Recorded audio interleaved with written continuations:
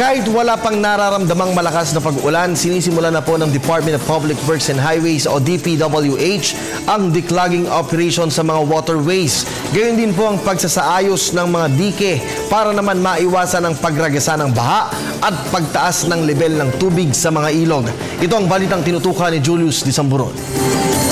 Bilang paghahanda sa anumang malalakas na pag-ulan na maaaring maranasan ngayong taon, isa sa tinututukan ng pamahalaan ang paglilinis ng mga daluyan ng tubig. Ayon sa Department of Public Works and Highways, isang long-term solution ang pinaplano ng mga lokal na pamahalaan sa Kalakhang, Maynila at karatig lalawigan upang matigil na ang insidente ng pagragasa ng baha sa kani-kanilang lugar, lalo kung may malakas na bagyo. Kung matatandaan, base sa pag-aaral ng ahensya, malaki ang maibibigay na tulong ng dike para hindi lumala at lalong tumaas ang level ng ilog na siyang nakakaapekto naman sa mga naninirahan malapit dito.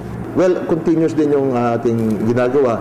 Katulad dito sa may Sasmuan, nung naayos na natin nga yung dito sa Gugu Creek, River, naayos na natin yung dike dyan, San Fernando, Santo Tomas, Minalin, Tail Dike, naging maayos na. So, nagkaroon ng heavy siltation doon sa Sasmuan. So, yung palabas ng Manila Bay.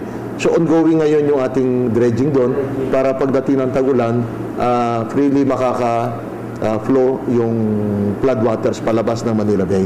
Ani pa Public Works Regional Director Antonio Molano Jr., bukod sa pagtatayo nito ay isa din sa kanilang isinasagawa ang declogging sa mga ilog upang maalis ang mga nakabara dito. Actually, yan yung may portion ng dito sa Manila North Road, yung MacArthur Highway, dyan sa may parting Bulacan.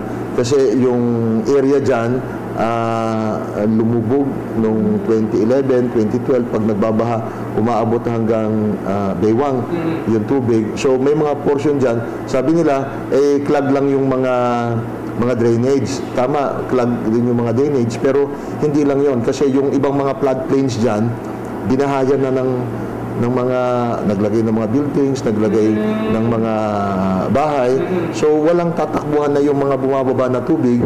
Para naman sa ilang opisyal ng kagawaran, mas mabuting maaga pa lamang ay nililinis na ang mga waterways na siyang paghahanda na din sa mga pagragasan ng tubig.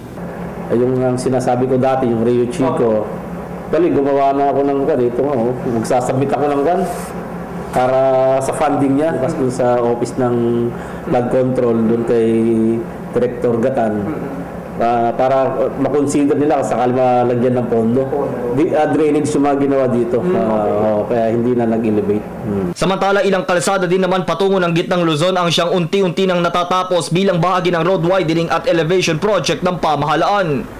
Itinaasa natin yung lugar kasi hindi naman po pwedeng ilang beses na kaming nag-declog dyan pero hindi pa rin makaya. So, in-elevate namin ng 1 meter yung MacArthur Highway para at least yung access ng mga motorists freely makadaan sila from Metro Manila down to north, up to north. 11 projects yung naka-advertise under 2015.